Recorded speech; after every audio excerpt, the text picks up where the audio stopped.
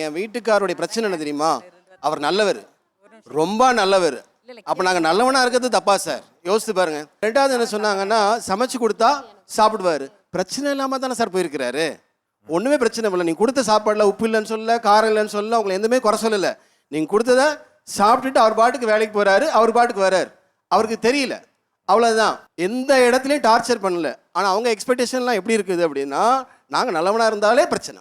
எனக்கு இந்த ஜென்ஸ் கிட்ட பசங்க கிட்ட இருக்கிற பிரச்சனையே வந்து அந்த நல்லவன் டேக் தான் சார்.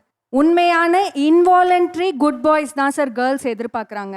நான் இது வந்து என் ரத்தத்திலேயே ஊறி நானாகவே நார்மலாக நல்ல பிள்ளையாக இருக்கிறது தான் இன்வாலண்ட்ரி குட் பாய்ஸ். அது வந்து வெளியில் பார்க்குறதுக்கு ரூடாக இருந்தாலும் இந்த பசங்களுக்கு சொல்கிற மாதிரி இந்த சல்லி பயலுக அப்படின்னு சொல்கிறாங்கல்ல, இன்வாலண்ட்ரியாக தே ஆர் குட் பாய். ஆனால் இந்த குட் பாய் வேஷம் போட்டுட்டு சுற்றுறாங்கல்ல சில பேர், நான் உனக்கு இது பண்ணியிருக்கேன்ல, அப்போ நான் நல்ல பையன் தானே, நான் நல்ல பையன் சொல்லு.